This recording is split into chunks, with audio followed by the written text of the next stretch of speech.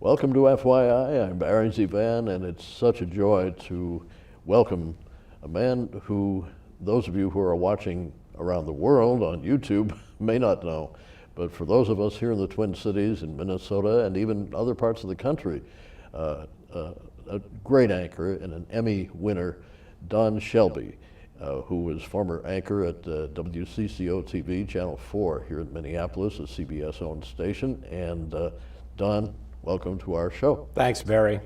Thank you very much. It's great to be in your company. Well, thank you very much. Now I'm rattled and I won't be able to say anything else. Thank you so much. And of course, the same to you.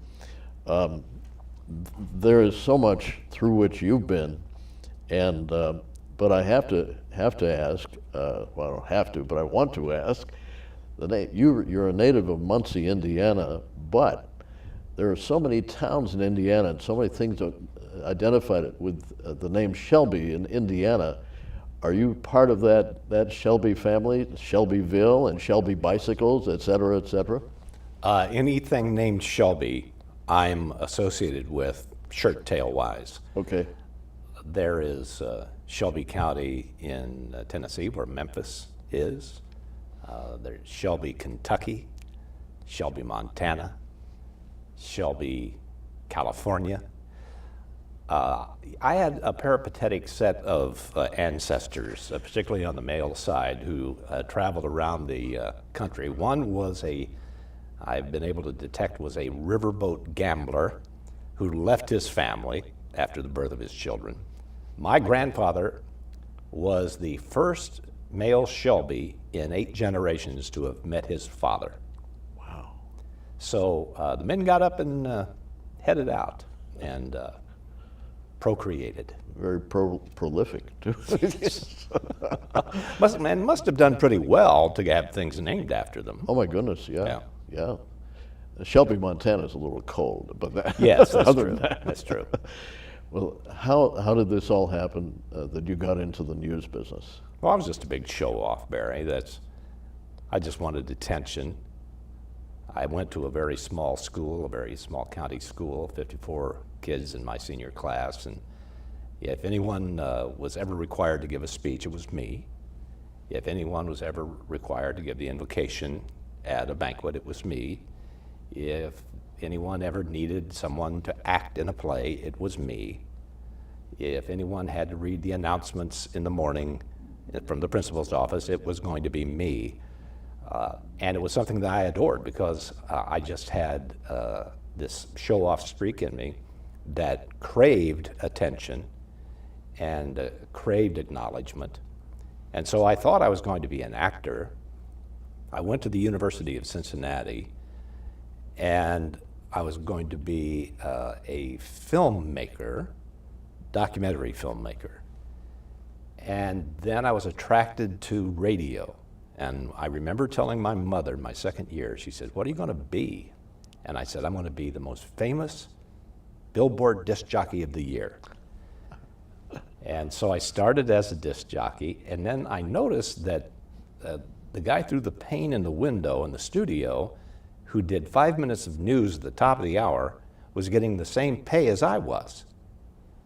And I went, well, I'm in the wrong business. This is requiring a lot more work and a lot more charm and a lot more reading of joke books to manage this 55 minutes on the air. I'm just going to do what that guy does. And so I started reading news, and then I started being associated in Cincinnati with WCPO, then in Washington, D.C. at MAL and WAVA, then to Charleston, South Carolina, WCIV.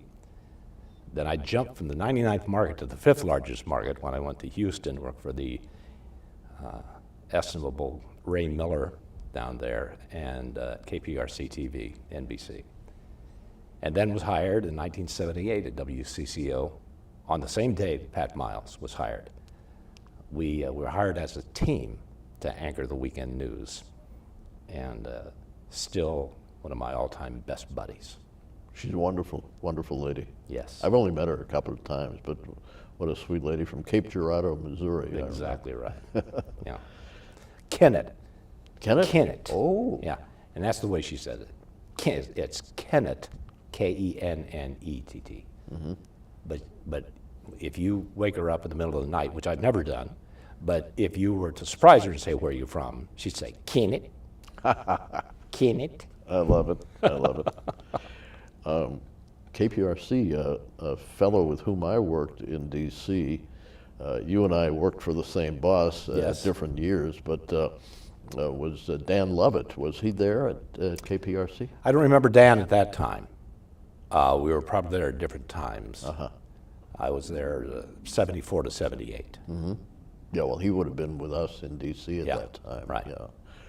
But, and Jessica Savage, too. Yeah, Jess was there, and Linda Ellerby, I knew Linda really well. and Still keep in who touch. else was Tom Gerald. These are names that people may not, the younger people who are watching will not remember, but these were giants in broadcasting. Yeah, Linda has retired now. Oh yeah, Yeah. yeah. But particularly right after Nancy Dickerson, there was a dearth of female reporters, and Jess Savage did a terrific job of breaking through all the way to anchoring on the network. And Linda had her own show, and they came out of that shop. And then Dan Rather, of course, was just across the street, so he would come to visit from time to time. And then later on, we worked together when he was anchoring CBS. He ascended to the Cronkite position 6 months before I ascended to the Dave Moore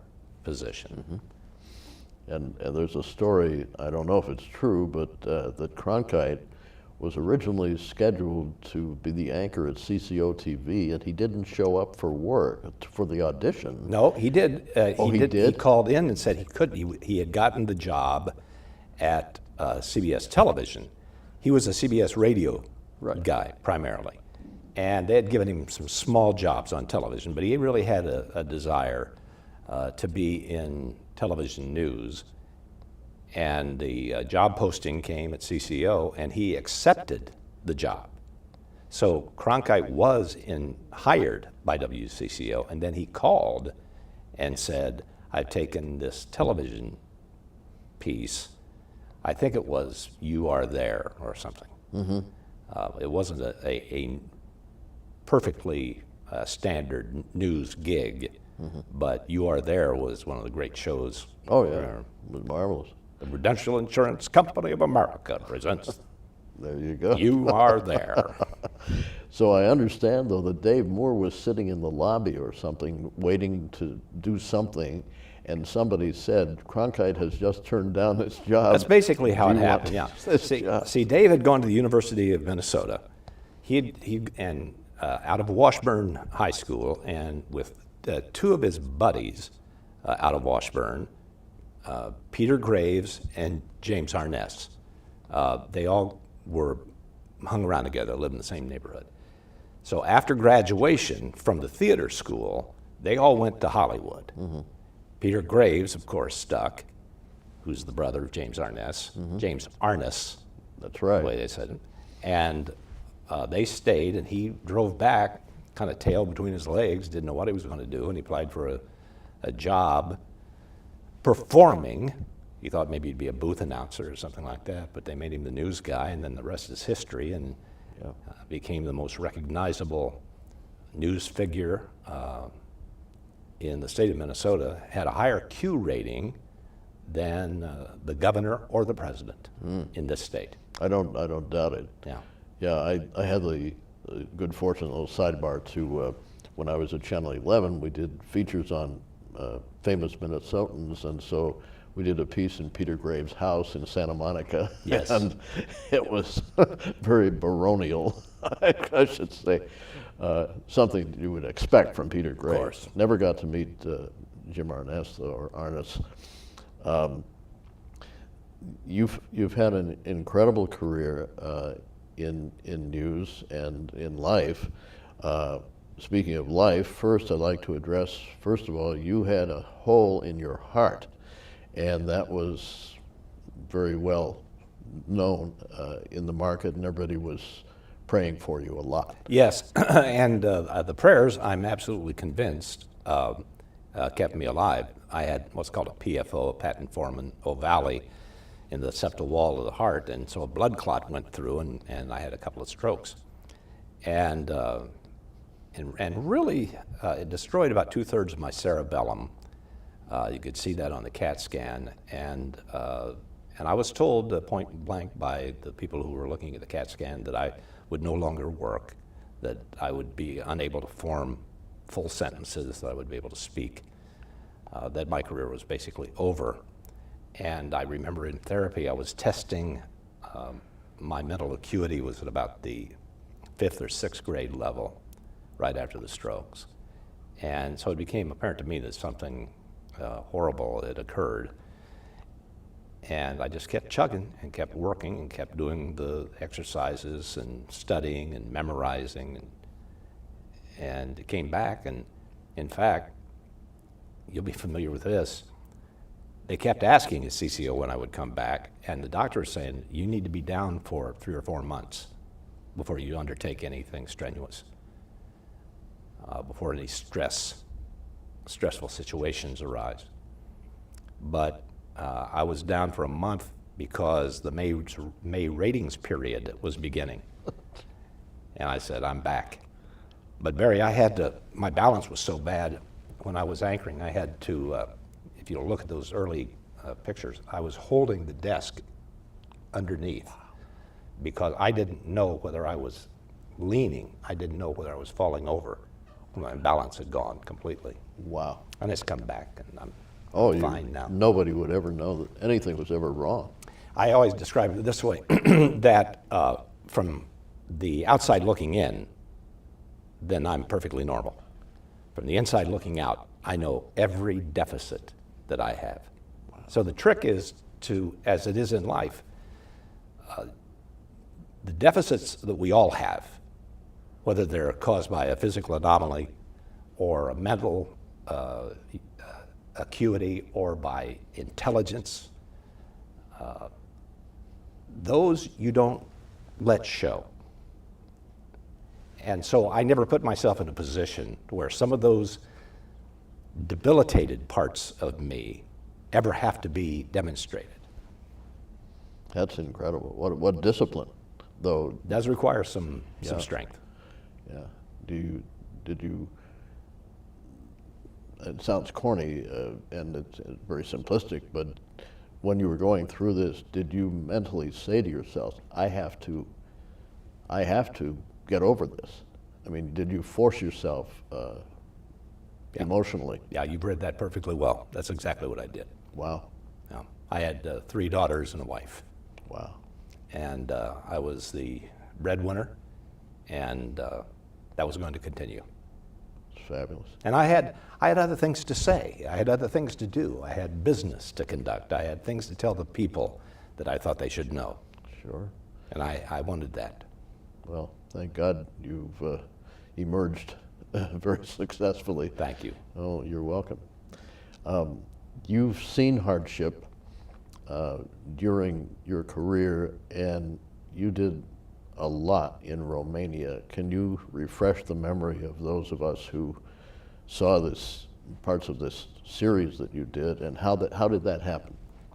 Well, I'm glad you asked about that because it is the most important work that I ever did as a journalist in 55 years. When Nicolae Ceausescu, who was the dictator in Romania, was assassinated in a popular uprising, what the public found out they didn't know, the public in Romania, was that because he had put out a decree that all women of childbearing age have as many children as possible. He was a megalomaniac, and even though the boundaries of Romania were never going to grow, he wanted the population to grow so he would be in power over more people. If you were a woman and did not bear children, and you were healthy enough to do so, you were imprisoned. They had a secret police force that would take women out of their homes and put them in prison for not having children. And all birth control was outlawed. But people with fairly large families and women who'd already given birth were told to have more children, and they couldn't afford to raise the children that they had.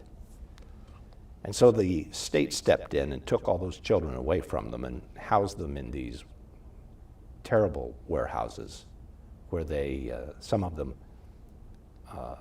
to the age of 6 or 7 years old, never were allowed outside of a crib. They were inside of a jail, never touched, never felt any nurturing. And so we were the first American journalists over there, and I told that story in 5 parts, later expanded to many, many more parts as we did follow-ups 3 times. And the wonderful thing is that about 1,000 Minnesotan families adopted children from Romania. And I want to tell you how the story ends. There's a million middle parts to that story, but here's how the story has this a false ending because it continues to be told. But I was giving a speech in Brainerd, and it was lots of people there, and an owner of a marina came up and said, Mike, come over to my table. This is before the speech. Come over to my table and meet one of my employees. And I went over there, and the big strapping young guy, about 30 years old, and I reached out to shake his hand, and he just hugged me. And I hugged him back, and he said, I wouldn't be here if it weren't for you. And I said, I don't understand. And he said, I'm a Romanian orphan. Oh my and God. There's my mother over there. And she saw your show, and she came and got me. Wow. Had 2 kids come up to me while I was working the state fair. Big, tall kid, 6'6", and a younger girl, looked like him, came up to me. We were at the CCO booth, and we're signing autographs, pictures. And Mr. Shelby, could we have your autograph? And I said, certainly. And he said, do you remember us? And you know you've been through this a million times. You don't say, I have no idea who you are. You know, you try to say something like, well, of course I do. Sure. You know, it's been a long time. Or you don't want to insult them. And I said, but I've forgotten your names. And he said, well, this is, my name is Bobby, and this is Becky. He said, I play basketball up in Mounds View, and she's a cheerleader. And I thought, oh, that's great, because I'd written a book about basketball, and I love basketball. So I, Bobby and Becky, and I got Bobby and Becky written, and I went, Bobby and Becky, Bobby and Becky. And I looked at them, and then they said, you carried us off the plane. Oh my God. Wow. And these were just as American kids as American could be. Wow. Great parents. Ziggy Calls was a basketball coach. Popular kids, successful kids. And they would be, if they were left there, because some kids were left in the orphanage and got old, too old to be actually kept in the orphanage, and they've turned to prostitution and drug addiction, and they live in the sewers of Bucharest now. Mm. And to know that, but for that story, and I don't claim any credit. The story came to me. I didn't go out searching for the story. The story came to me, and then we followed the story. Yeah. Whose idea was it to do that?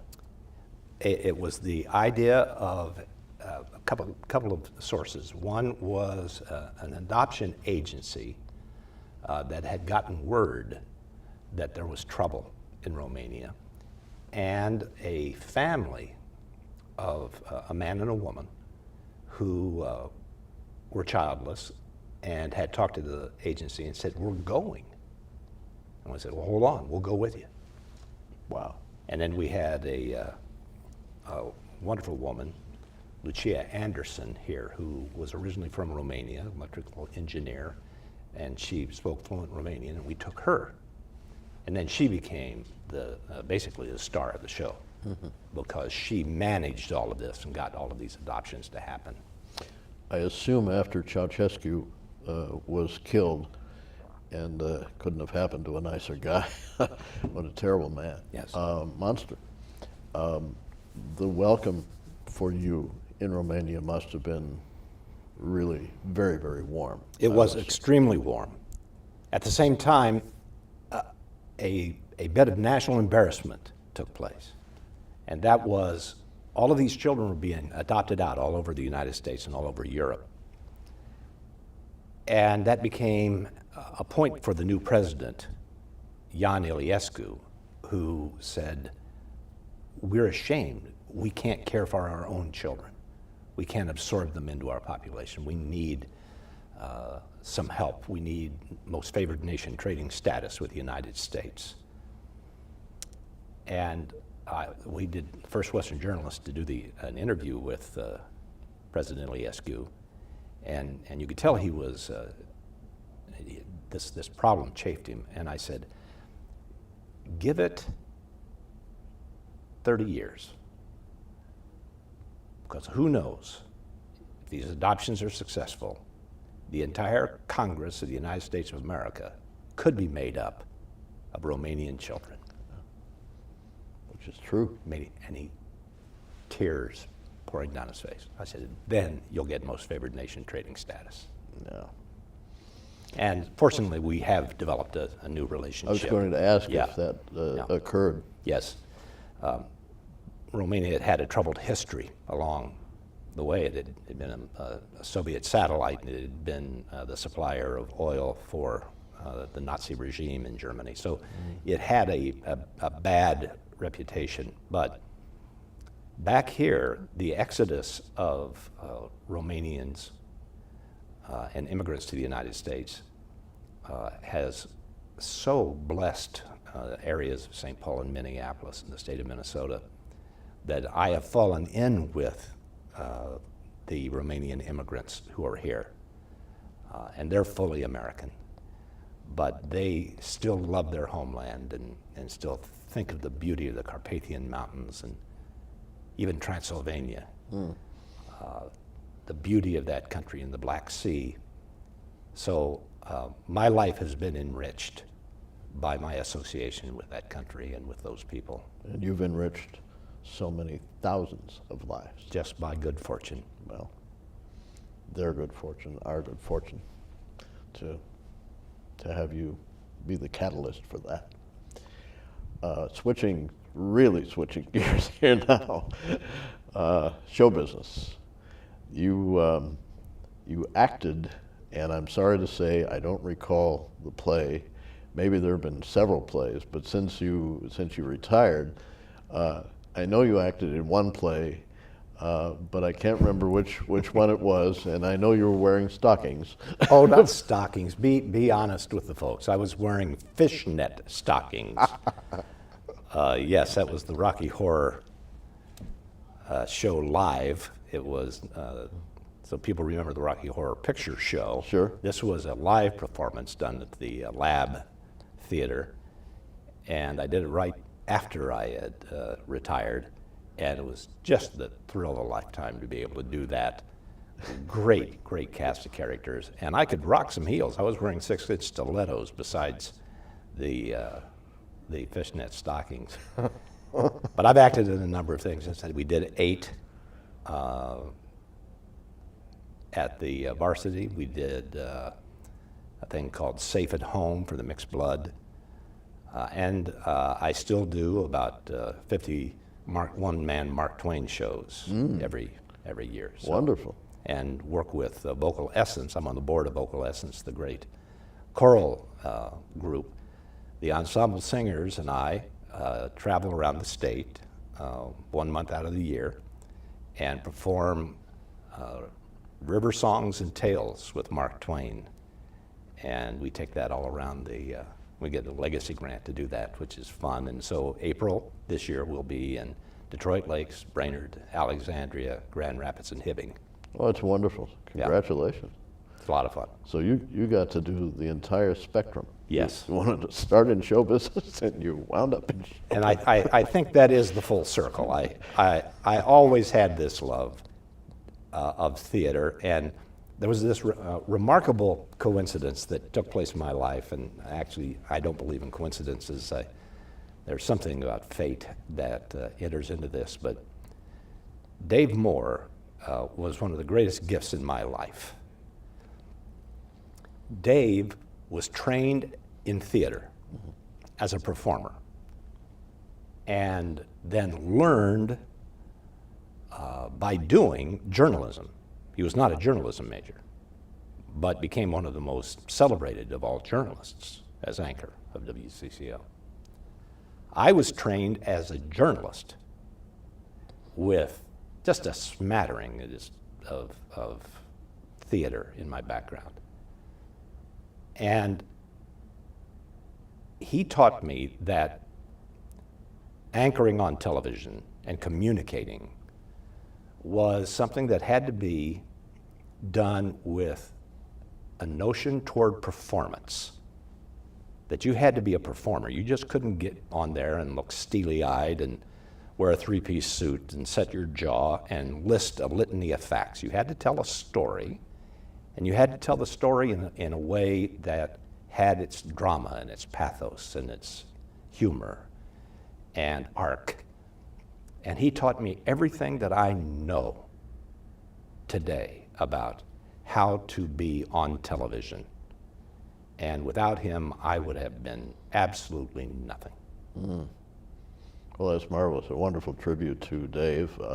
I have the pleasure to be on the SAG-AFTRA board with Dave's son, Peter Moore, who definitely inherited Dave's talents. Peter is one of the best actors around. Absolutely. Anywhere, and director. Yes. And a terrific director. And I think we're going to pause here for a moment and continue our conversation on this special 1-hour edition of FYI with Barry ZeVAN, and we'll be back with Don Shelby in just a moment. Children need many things to be ready for school: crayons, notebooks, pencils, and good mental health, which is critical to their academic success. The real impact of what we do at Washburn Center for Children is seen in the stories of the children that we serve. Children like Bobby, who had an attention deficit disorder and found it really difficult to make friends. Children like Amy, who had such serious anxiety, she was failing tests regularly even though she knew the material. Left untreated, mental health challenges can negatively impact a child's academic achievement. Children with social, emotional, and behavior problems have the highest rate of school failure among any special education population. They also drop out of school at a rate that is twice that of other students. Washburn Center offers struggling children hope and was named one of the top 20 Minnesota nonprofits providing educational support for at-risk youth. Compassionate therapeutic support helps children learn new skills so they can reach their full potential. Washburn Center's therapists serve 22 schools in the Eden Prairie, Bloomington, and Minneapolis school districts. In these schools, principals and social workers reduce suspensions and behavioral issues, increased attendance, and improved academic performance. We're committed to giving children the tools they need to be happier, healthier, and more successful students.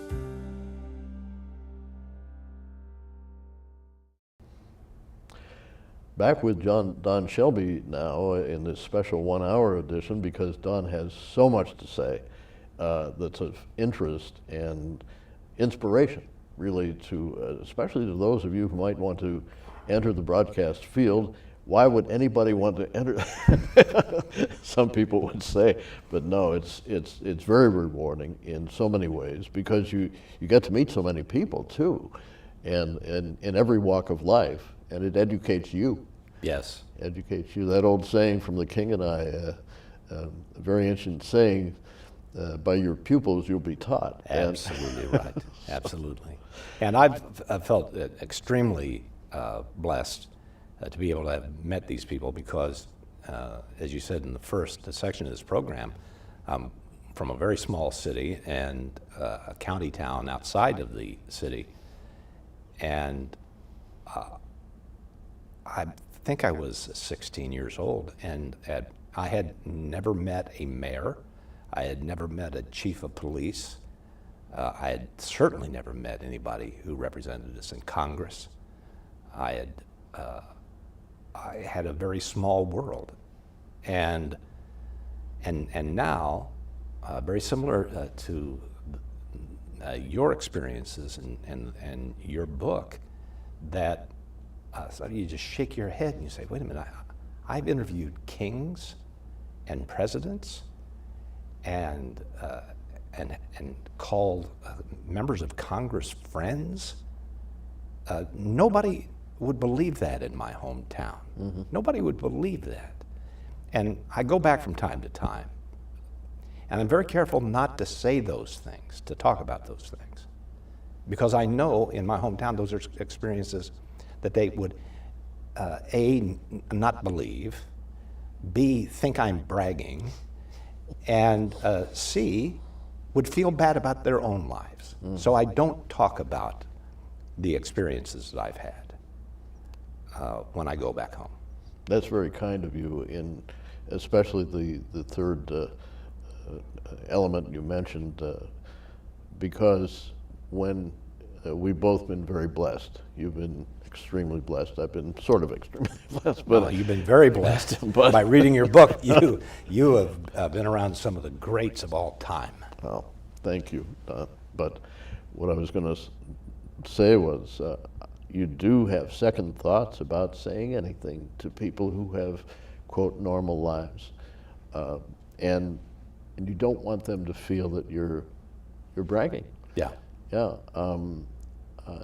No, to me, it was just, when I was writing the book, was just sharing the joy of the blessing of having all those experiences. Yes. Rather than, oh, look what I did. No. Well, heck with that. Chet Huntley, now I will do some name dropping here, but sure. But it's all true. I had the blessing and the privilege to have the friendships, and really close friendships, with Chet Huntley and Sam Donaldson, who is still a dear friend, Ted Koppel, who was a nearby neighbor of mine in Potomac, Maryland, and several others. But Huntley, and my second cousin, Cecil Brown, was one of Edward R. Murrow's boys in London during World War II, so I was kind of born into this business a little bit. Yeah. And he had Keep been name dropping. It feels really great to listen to those. Oh, you're very kind. But yeah, Cecil's mother and my maternal grandmother were sisters. So my mom grew up with Cecil in Pittsburgh, my hometown.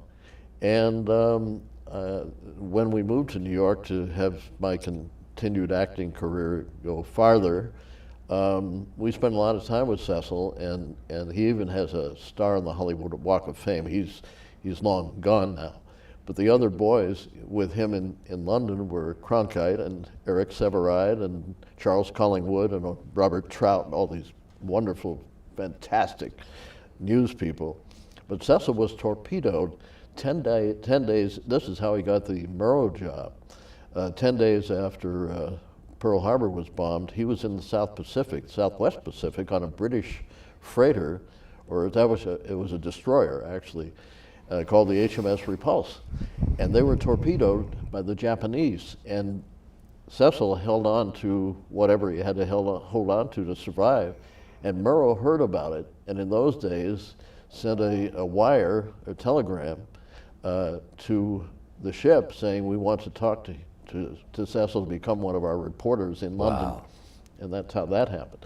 I always say the best things in life happen by accident, but I know it's divine intervention for sure. So, but for all the other news people, Huntley was wonderful. And Chet was from a small town too, Cardwell, Montana. Yes. And I asked him once, I said, do you miss the news business? And he said, are you kidding me? He said, it's coming in such big chunks now. He said, I would never be able to do it. Do you miss the news business, and do you feel the same way?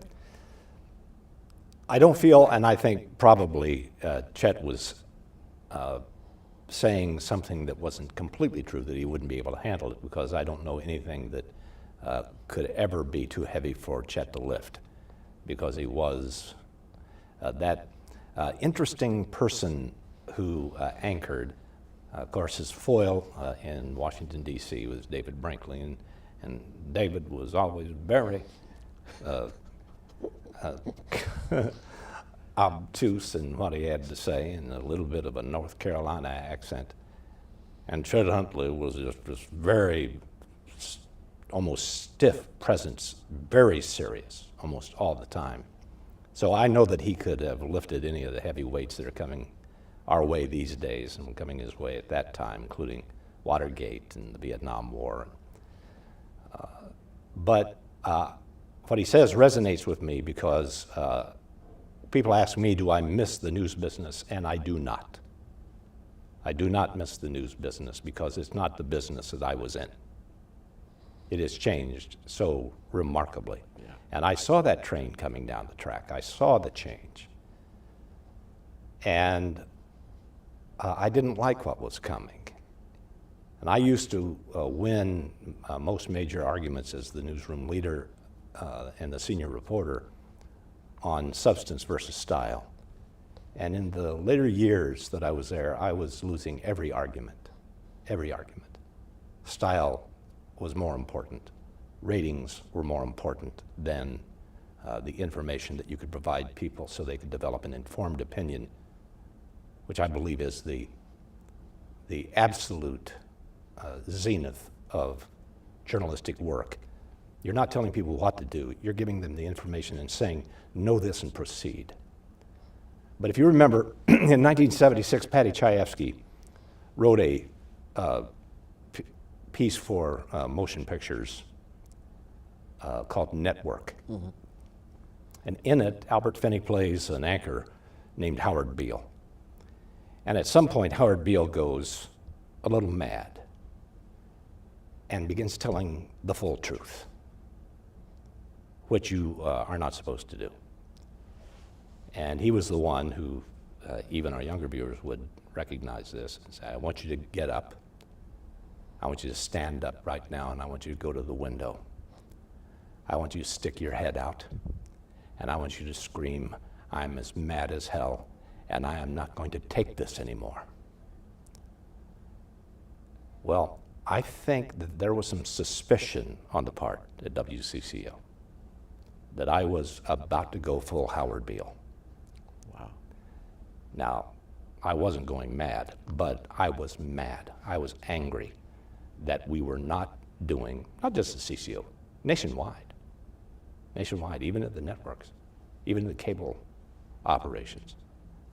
We're not doing the serious work of informing the public on what was the major issues of the day.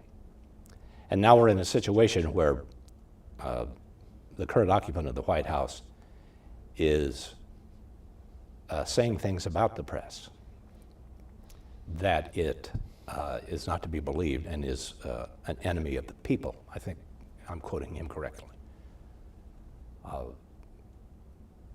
That's causing some comeuppance because it was drifting toward not being an enemy of the people, but certainly not a journalistic friend of the people because it was so busy trying to be popular.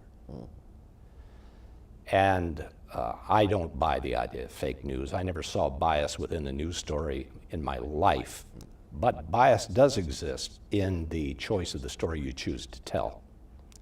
And so if all you're getting is negative news about one person on one channel and positive news only about the same person on another channel, then there's something rotten in Denmark. Unless the people who are telling those stories are so frightened that there is something terrible happening to the democracy that they're doing the best they can to ring the bell of alarm. Part of the job of journalism is to report clear and present danger. Let the people know something harmful is happening. Yeah. But they're doing it with a dearth of facts.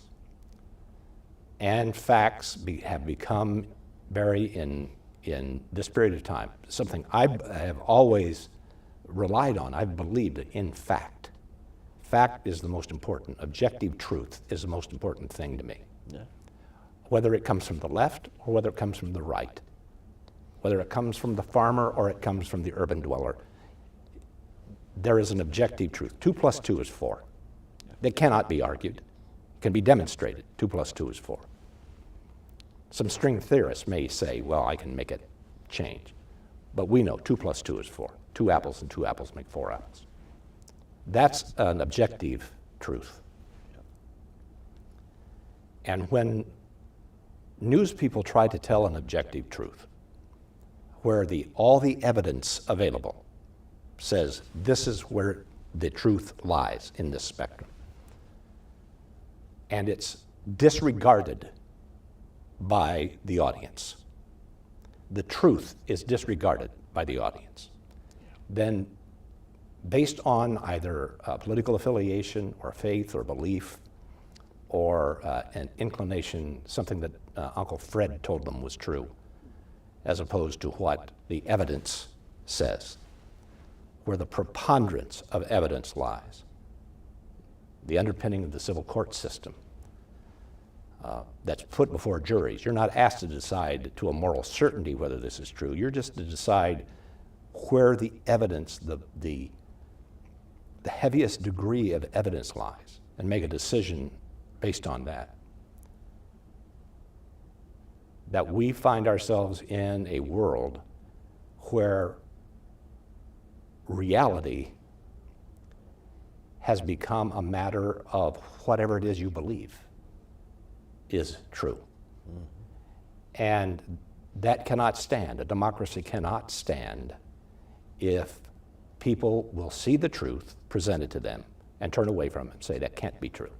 I don't believe it. I will not believe it, because it doesn't square with my own bias, my own set of beliefs, my own political affiliation. So I don't know how the press can tell the truth when, to many people, the truth doesn't matter. I would be so frustrated, Barry, if I were still in the business of trying to purvey the objective truth. It's a fantastic analysis, and it's all true, what you just said. Without getting too political, but let's face it, we know what we're facing these days. Where do you see, based on your years of experience in covering truth, journalism, and everything, do you see this current situation existing after the current occupant in the White House leaves, or will we get back to some sense of dignity and quality and normalcy? Well, it all depends on what the public decides, what the truth is. Sometimes to the public, if the stock market is doing well, then all other sins are forgiven. All lies, all misdeeds, whatever proved or not proved, whatever moral compass the person might have, those are forgiven.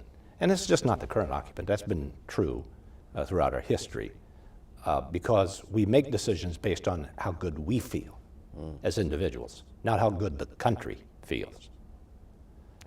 If we're doing well, we like the guy in office or the woman in office. We like that person because they're making my life better. 80 of 87 counties in Minnesota voted for Donald Trump. 80 of 87 counties. Wow. So I have to take great care in being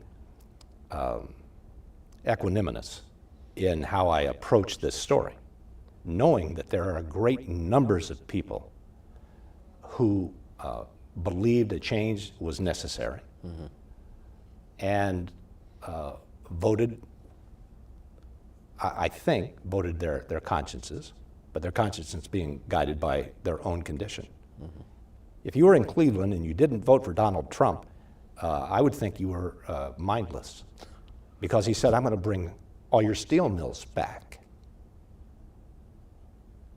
Yeah. Well, I'd vote for him if I were a steel worker, mm-hmm. if somebody told me that. Yeah. Hillary Clinton didn't tell him that. That's right. Donald Trump told him that. And here was a businessman who had the capacity to make deals, and maybe he would. Mm-hmm. Maybe I'll get my job back. Oh, I guarantee you, you'd have to be crazy not to vote for him. So I understand. My daughter called me after the election and said, "What has happened to my country?" And I said, "Nothing at all. This is the same country you went to sleep in last night. It didn't change. These people exist. These people have earnest concerns and desires, and they think this person can fix their heartache. And they believe and are willing to accept some foibles if this person can turn things around for their life, not for the country, for their life." And I don't chastise them for that, because that's how we have to make our decisions, what's best for us and our family. Yeah. It's interesting to see him. I minored in psychology, which just doesn't make me a psychologist, but it's really interesting to see the evolution of Mr. Trump, almost from day to day. But we're taping this after he has just finished the Davos appearance, and in many ways, I think he's listening more to a lot of other people to whom he didn't listen before. But I had a glimmer of hope in recent days, and maybe by the time this airs, this will be different. It changes daily. Yes, but he seems to, the only really argument I have with him, and that does make me really angry, is that term, fake news. It's a crutch with which he can, if he just doesn't like something, he immediately says fake news, and that's not right. It's not fair, it's not true, and that's the only thing really that bugs me about him. and luckily on this show, this is not a news show, this is an interview show, and so forth and so on. But that's the thing that really irritates, because I think within his own brain, he doesn't believe it's fake news. It's just something to escape the whatever, if he doesn't like a particular story. Well, if it doesn't jibe with his truth, Yeah. then it must be a lie. And I think that is the way people absorb a lot of information these days, because they judge it against their own set of beliefs and their own set of truths. Yeah. But once again, I return to the fact that you cannot argue with an objective fact. People ask me all the time, who should I watch or who should I read? Students ask me this quite a bit. People on social media quite a little bit. And the first thing I tell them is, don't ever get any news from social media. Don't ever. Now and I'm on social media, and I get guided, but I don't trust a thing on social media. And I trust nothing in a blog. The quick answer to who do you trust is the person who is reporting the story, who will be fired if they knowingly report a falsehood. Because that is the standard of this industry. Yeah. I was told once by Ray Miller in Houston, Texas, you have only one job, Don. Get it right. There you go. And if you get it wrong, you're fired. That's great. And so here are people who have dedicated their whole education, their whole adult lives, to trying to get it right. And when they tell a story, if they know that what they're saying is false, they will lose their job and will never work again in the business of their choice, and they lose a way to support their families. And no one I've ever known would do that knowingly, put that kind of thing at risk. That's not to say that journalists haven't made mistakes.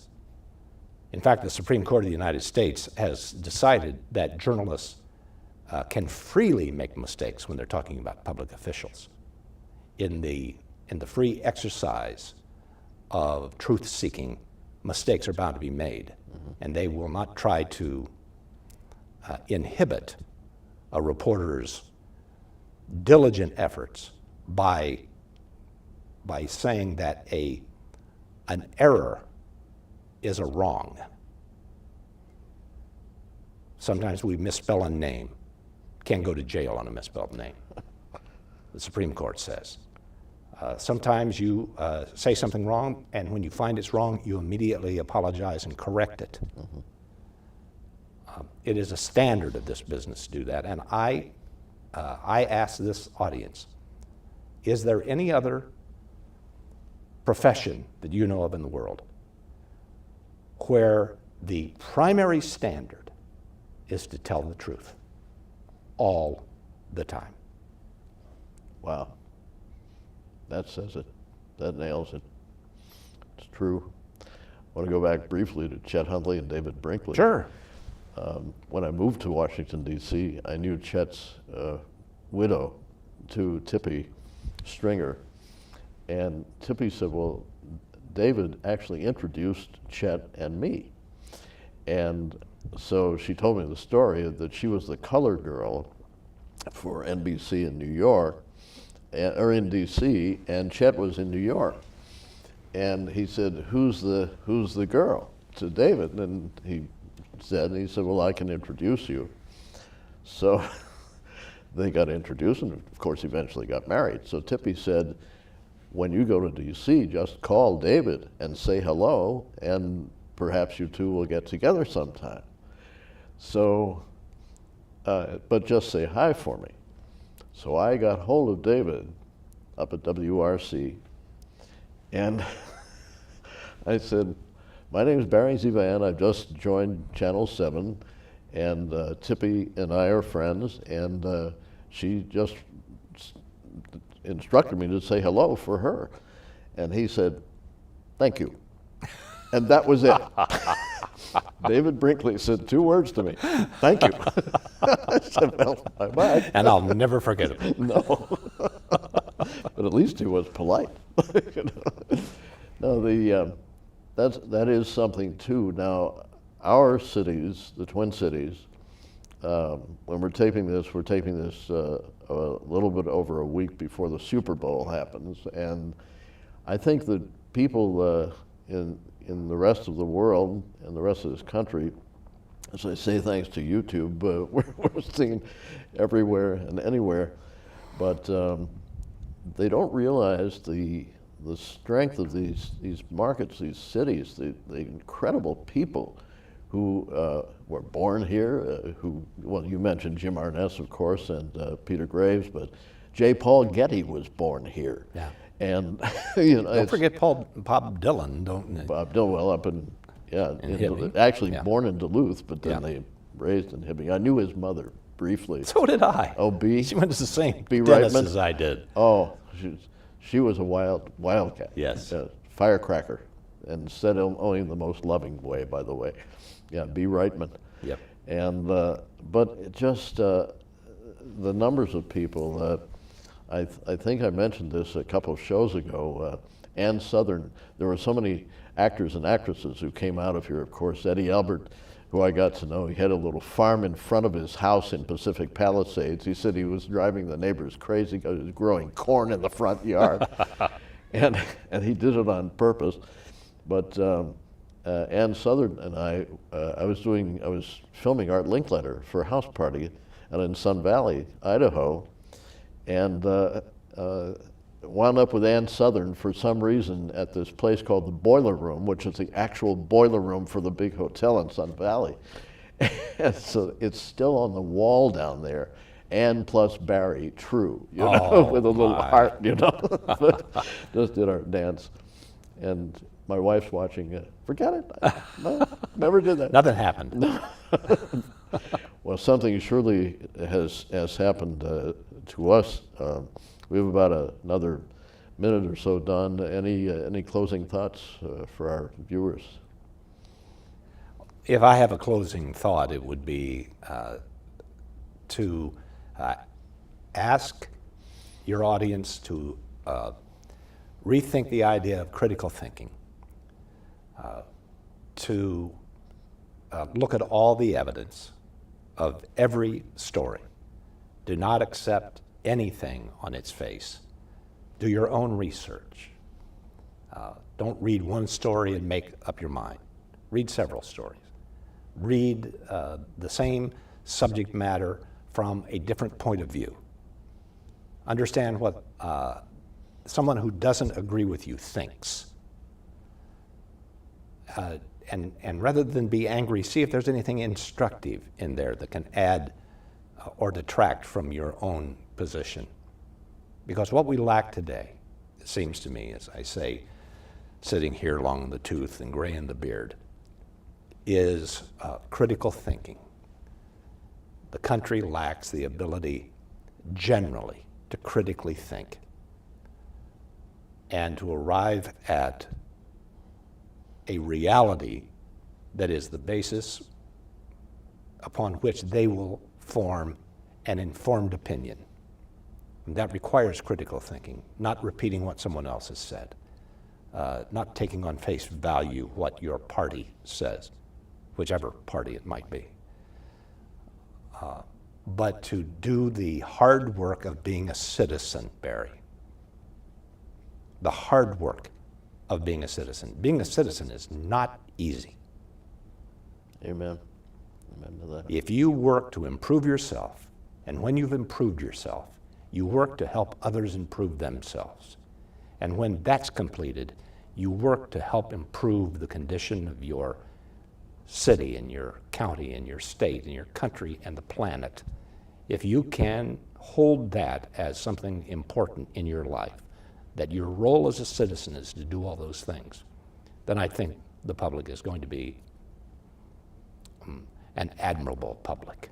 Well, we admire you, and thank you so much for taking all this wonderful time to share with our audience. Very briefly, the book, Barry ZeVAN, My Life Among the Giants, it's on Amazon. Hope you choose to get it.